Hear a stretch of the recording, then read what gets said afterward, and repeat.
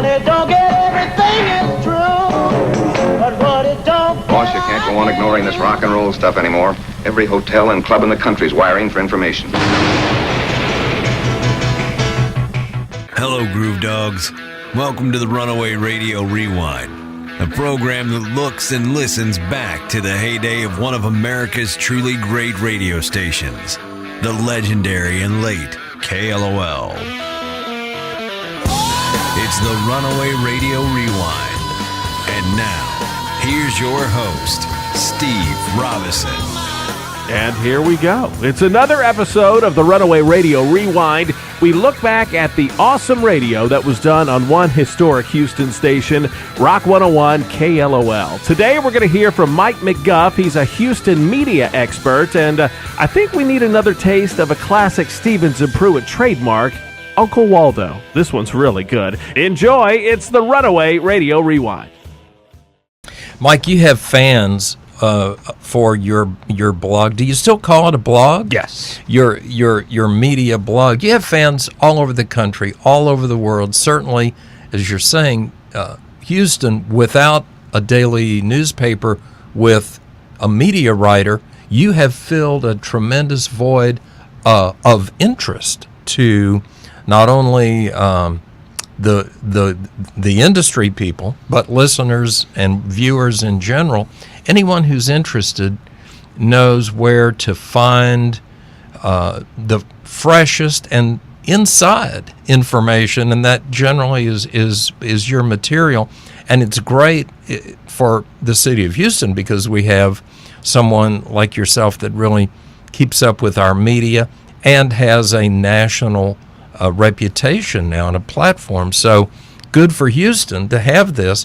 And here we are on Runaway Radio Rewind, which is a rewind, look backward at a very forward-leaning broadcast station that was on the air here in Houston for 34 years. And then, like so many of the great radio mothership formats of America, it did not survive a number of things. What do you attribute, generally speaking, to the fact that KLOL 101, Rock 101 KLOL, is no longer on the air? It was taken off in 2004.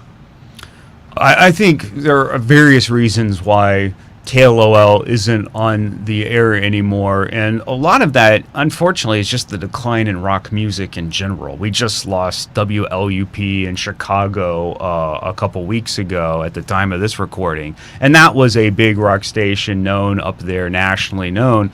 It was one of the last big ones. There are still a few others out there, but I think with KLOL, really for kind of a unique Houston problem, and it does happen elsewhere, but it was squeezed out because when you had all of the radio companies merging and Clear Channel absorbed AM, FM, and other stations, what happened was they suddenly owned 3 rock stations. They owned 93.7 The Era, which was classic, KLOL, which is album-oriented rock or AOR, and then The Buzz, which is alternative.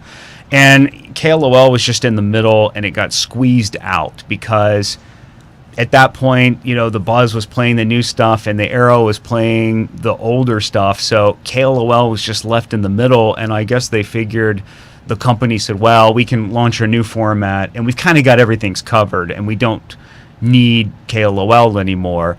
And also, KLOL was a legendary station, but even by the end, it wasn't what it had been. It kind of had lost its luster.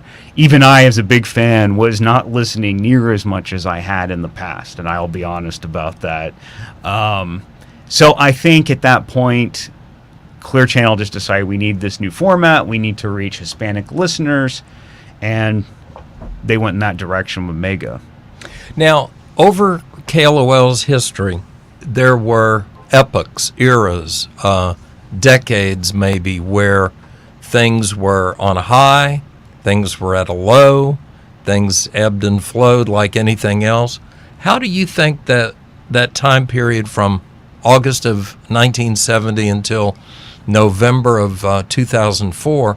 How do you think that generally laid out in epochs for this mothership of rock radio in America?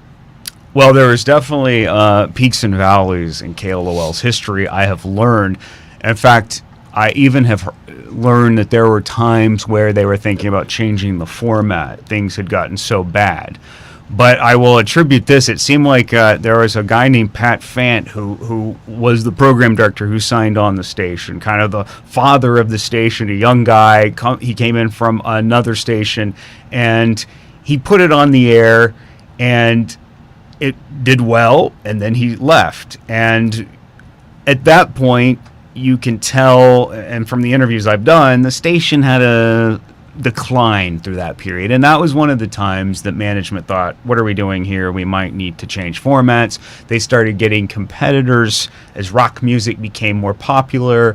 You started seeing ABC, who owned other stations in town, putting on one on KAUM, which became 97 Rock.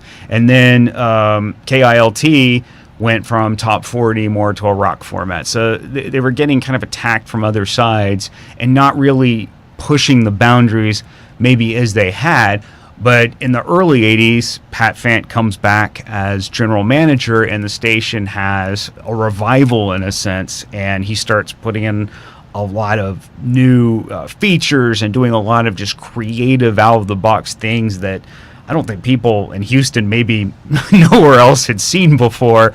Promotions, the whole iconography of the silver head, the chrome dome logo that people liked back then. And then, of course, he brought back his original Runaway radio in a new form, which really exploded at that point. And people are still wearing that shirt today and trading stickers of that.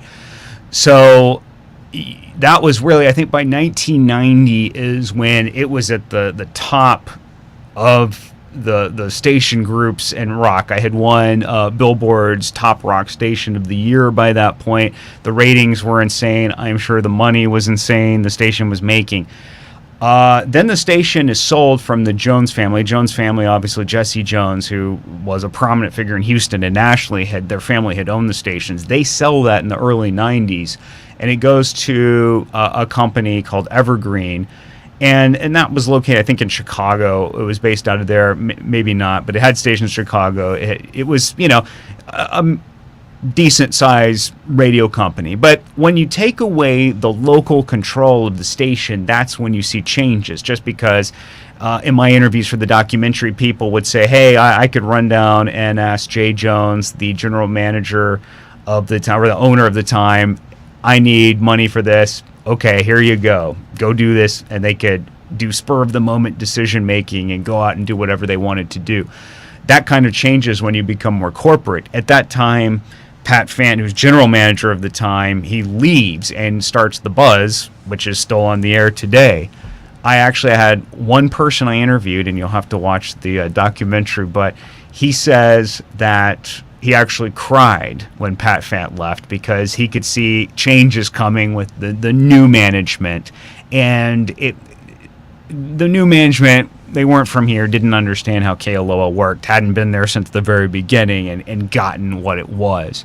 So at that point, you start seeing the station change. And, it took years, but it just kind of slowly went down. You have new competitors, especially Pat Fant over at The Buzz. The Buzz really jumped up during that time. And, of course, alternative music was a big factor in that. And that's going to be hard for a rock station like KLOL, who is competing against this new wave of music, and a lot of its established artists just weren't releasing anything. Guns N' Roses, Metallica kind of went into a quiet phase at that point. In fact, Metallica in the mid-90s almost becomes alternative in a weird way. Everyone's affected by that. None of their core artists they had been playing really could, do anything at that point. All the metal, all the hard rock was just relegated to small clubs, or the bands had totally broken up and weren't active anymore. So I think you see a kind of a perfect storm arise. And then you have deregulation happen in 1996 after President Clinton signed that, which allowed companies to own way more stations than they were ever able to own. So at that point, KLOL and a lot of the stations in Houston just kept getting swapped, constant changes in ownership. So every time that happens, the station loses a little bit of its identity with the new owner. So I think that's what you see in the decline. And then in my documentary, I've talked to so many people about what they think the decline was. So these are part of the stories, but I could go on for hours as to why they also think it went down. So Mike McGuff knows his stuff. He's actually been working on a movie, a documentary about KLOL, and we'll let you know when it's going to be available. Hopefully it's going to be out very soon. Hey, it's Steve Robinson. If you haven't done so yet, hit up RunawayRadioRewind.com. There's a lot going on there. All right, it's showtime. Here's your Uncle Waldo for the week. Uncle Waldo, teenage moron type person. We couldn't use the original title. We had to change the title. You'll see on. This script was authored by Janice Little of Dallas, Texas. As a matter of fact, she handed this script to me in a brown paper bag at Packard's last night. Uh-oh. Yes. Mail your script in today. You could win some groovies. Time to go front row center for Act 1, Scene 1 of Uncle Waldo, teenage nincompoop moron type. This is what that says, but go ahead. In Act 1, Scene 1, a weary Big Bruno finds himself out in a cold, torrential rainstorm. I said torrential rainstorm. Gotta get Beautiful sound effects. God, that's so lame. Well, anyway, Big Bruno walks up to the front desk of the local inn. Behind the desk, yes, it's Queen Aretha. She says to Big Bruno, "Can I help you?" "Can I help you, Big Bruno?" And Big Bruno replies that he's tired, cold, and hungry. He just needs someplace to sleep. Yeah, Queen Aretha, I am tired, cold, and hungry, and I need someplace to sleep. Queen Aretha replies, "Well, baby, I'm sorry I can't help you because there's a convention here in Dallas. I think it's an Herbalife convention. Every hotel is filled, including this one, baby. I'm sorry about that. You're just going to have to... I don't know what you're going to do." Big Bruno insists that he needs somewhere to sleep. Look, I need a room, okay? I'm cold, I'm tired, I'm hungry. Have pity on me, will you? All of a sudden, Queen Aretha gets an idea. "Hey, I got an idea." She hands him a pillow and a blanket. "Here's a pillow and a blanket." She tells Big Bruno to go down the hall. There's a janitor's closet on the right, and he can sleep there. "Why don't you do what the announcer just said? That's the only thing I got for you." You mean you want me to go down the hall and sleep in the janitor's closet? "That's all I got, baby." Well, okay. Whoa! Big Bruno takes his pillow and his blanket and goes back to sleep in the janitor's closet. Well, time passes, and another weary traveler enters the old inn. Yes, that's our hero, Uncle Waldo. All right! He walks up to the front desk, and we hear him say, "Yes, baby, what can I do for you?" I need a room. I'm sorry, we don't have no room. How come? Aren't you listening to the radio? Did you hear what the man just said? The whole town is full. We got an Herbalife convention in Dallas, honey. There's no hotel rooms. I'm sorry. Well, I'll tell you, I'm really weary and tired, and I'm going to just probably throw up all over your desk if I don't get something. No, now, wait a minute, baby, listen to me. Listen to me, sweetheart. Listen.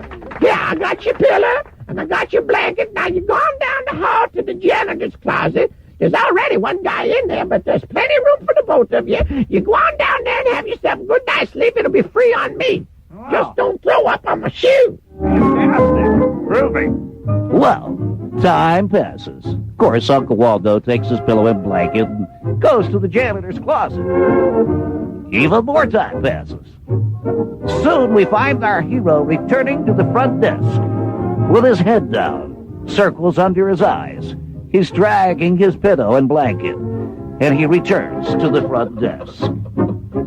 "Yes, baby, what can I do for you?" "What is it? What are you doing up in the middle of the night?" I thought I sent you down to the janitor's closet with your pillow and your blanket." I have a complaint. "What seems to be the problem?" Well, I was back there sleeping in the janitor's closet, Mm-hmm. and there was this big guy with the deep voice. That's Mr. Bruno." Yeah, he grabs me, puts a headlock on me. "No." Yeah, and then pulls out a switchblade. "Say what?" And he says, That honky had a switchblade? yeah. And he says, either you perform, either you honk my bobo, or I'm gonna, well, let me know what he did. What? Pulled out a gun, too. What? That's right. He wanted you to honk his bobo? Yes, sir, policeman around here. No, wait a minute. Yeah, he pulled a gun on me, too. He had a knife in one hand and a gun in the other, and he said either I honk his bobo or he'd shoot me. Well, what happened? You didn't hear no gunshots, did you? You've been listening to the Runaway Radio Rewind. Join us next week for more memories and goodness for the intelligentsia from the people who made the former KLOL what it was. Find us online at runawayradiorewind.com and be sure to grab your Runaway Radio gear. You can find the show on YouTube, Apple Podcasts, and Google Play. Show us your dog, and we'll see you next week on the Runaway Radio Rewind.